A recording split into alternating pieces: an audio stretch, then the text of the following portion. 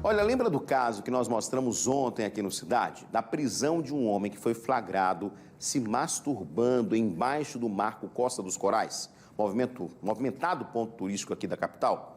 Pois é, a Bia trouxe essa informação ao vivo da Central de Flagrantes e a informação que a gente teve é que ele foi solto. A repórter Beatriz Lacerda tem mais detalhes para a gente também. Por que, Bia, ele foi solto, já que foi flagrante? O tipo do crime não poderia ter deixado aí mais tempo na prisão, é isso? Boa noite.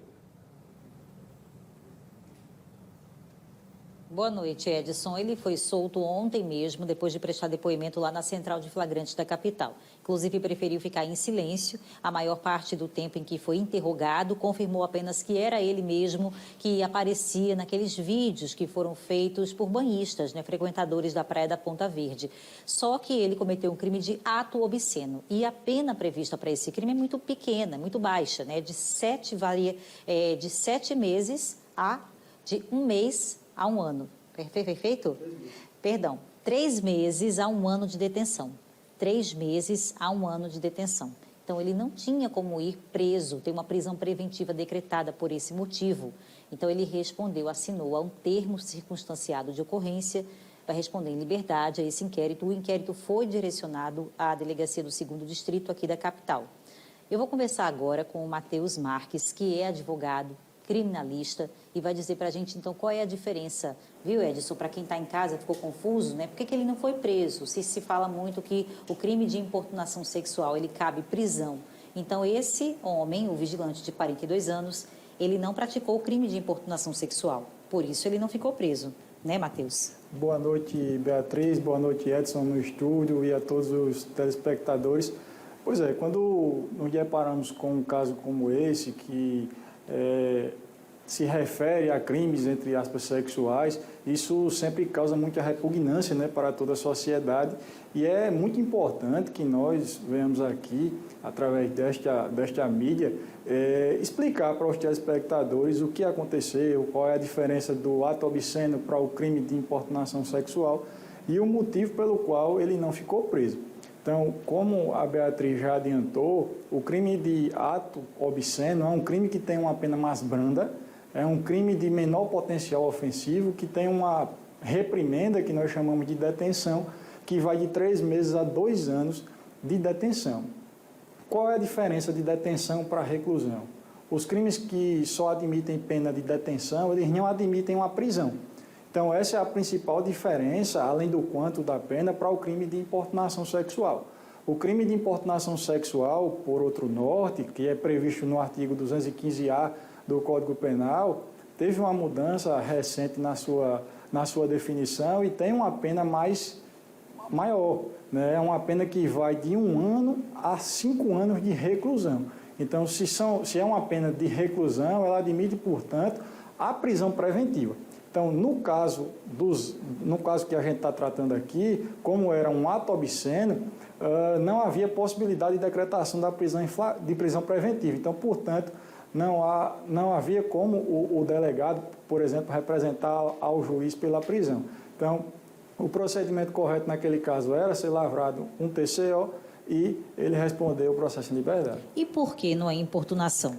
Veja só, o artigo 233, que é o artigo que trata sobre o ato obsceno, ele dispõe que aquele que vai praticar o ato obsceno, ele não está praticando o ato contra uma pessoa específica, mas contra toda a coletividade. No caso que nós estamos tratando aqui, a pessoa praticou um ato muito repugnante, mas que ele não estava direcionado a uma pessoa.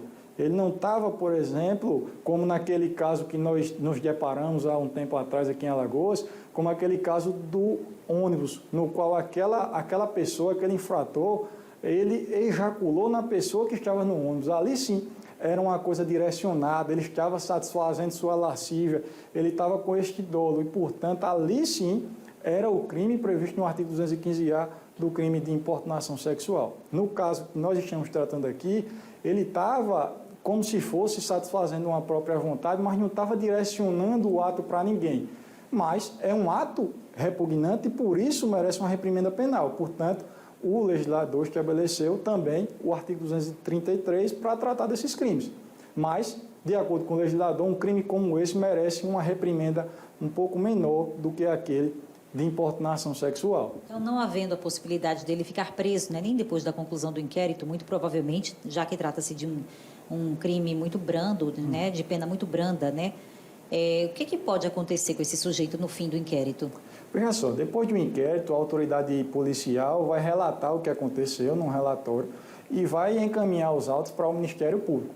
E aí cabe ao Ministério Público, analisando, oferecer denúncia ou não. Se ele acha que houve a prática do crime, no caso dos autos, inclusive, ao que parece, há inclusive a confissão, ele pode oferecer uma denúncia.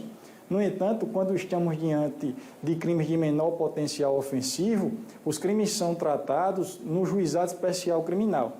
E, portanto, existem alguns benefícios para o réu, trazidos pela Lei 9.099, de 95, que estabelece, por exemplo, que o Ministério Público deve propor a suspensão condicional do processo antes do seu prosseguimento. Então, caso ele não tenha sido beneficiado por algo deste tipo há menos de 5 anos, então o Ministério Público vai propor o que nós chamamos de suspensão condicional do processo e ele vai cumprir alguns requisitos e não vai mais responder o processo.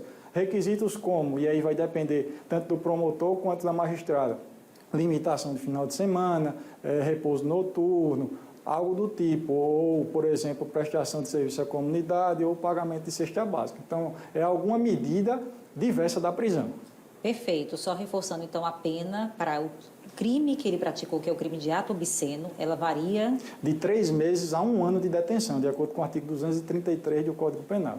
Muito obrigada, viu, Matheus Marques, que é advogado, tirando nossas dúvidas aqui, né, de quem está em casa, principalmente as moças que estavam ontem muito revoltadas na delegacia, né, e com razão, queriam ver a justiça ser feita, queriam que ele fosse preso, que ele pagasse por todo aquele constrangimento que fez aqueles jovens passarem ontem, né, a praia lotada, cheia de crianças, de turistas, e o vigilante, ele em momento nenhum teve esse pudor, essa vergonha de estar sendo observado, porque ele ficou ali por muito tempo. Vários vídeos foram feitos, mas está aí a resposta da lei, é de acordo com o Código Penal, que prevê aí para o que ele praticou o crime de ato obsceno e não de importunação sexual, porque ele não importunou diretamente nenhuma vítima, ele não escolheu alguém para importunar ou para direcionar aquela prática, né, sexual, mas sim ele estava somente se satisfazendo, muito embora seja um ato repugnante, né, como disse aqui o advogado, que incomodou muito, deixou todo mundo constrangido, envergonhado, revoltado, mas não foi direcionado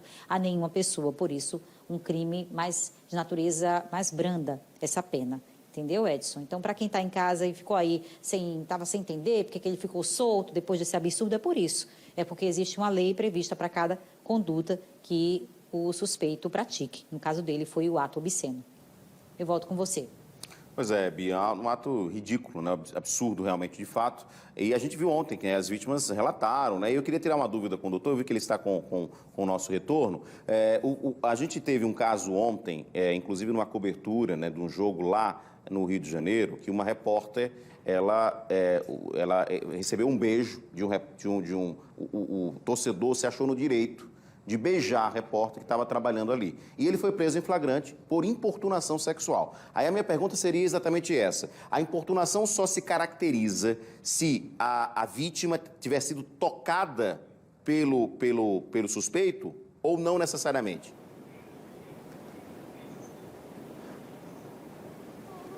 Edson, não necessariamente ser tocada, mas tem que ser uma conduta direcionada.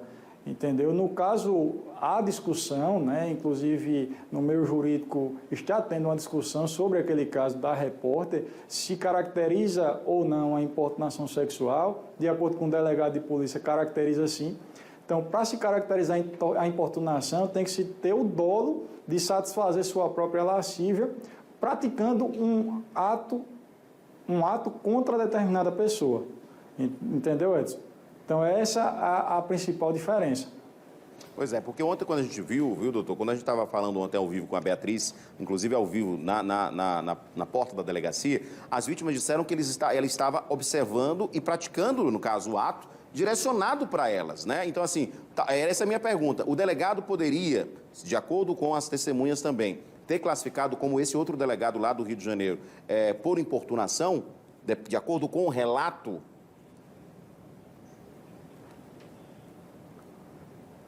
Edson, é uma investigação que deve ser amparada dos depoimentos, como você disse, das demais provas. Nós não temos acesso aos autos da investigação, até porque é em sigilo. Pode haver alguma filmagem, alguma imagem que nós não tenhamos.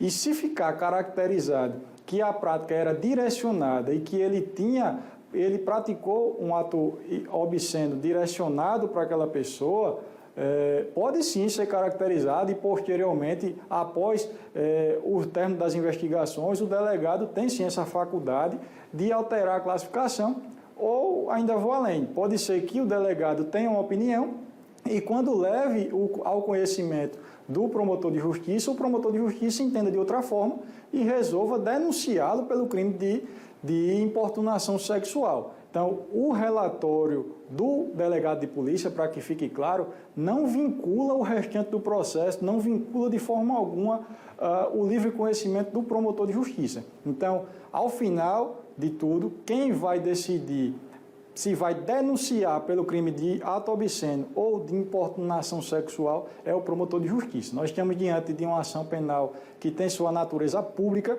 e, de acordo com a Constituição Federal, é a faculdade do promotor de justiça, a titularidade da proposição da ação penal pública é do Ministério Público, é do promotor de justiça.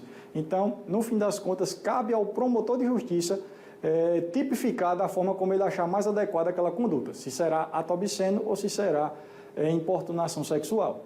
Perfeito, doutor. Muito obrigado pela sua participação. Importante esse esclarecimento também, porque há uma decisão do delegado naquele momento, mas a investigação ainda vai continuar e depois que esse material, esse inquérito for enviado para o Ministério Público pode ter um outro entendimento e mesmo o homem não tendo ficado preso por importunação, ele pode responder por importunação posteriormente. Muito obrigado pela sua participação, obrigado Beatriz Lacerda também, e a gente vai continuar acompanhando esse caso que nós mostramos inclusive ontem aqui no Cidade, um ato realmente absurdo, não é absurdo, as vítimas estavam com toda a razão, revoltadíssimas, porque estavam presenciando um homem, não é, numa praia lotada, com crianças, com idosos, né, exatamente praticando isso aqui que não existe. Não existe, não dá para se aceitar, não é? Não dá para se aceitar.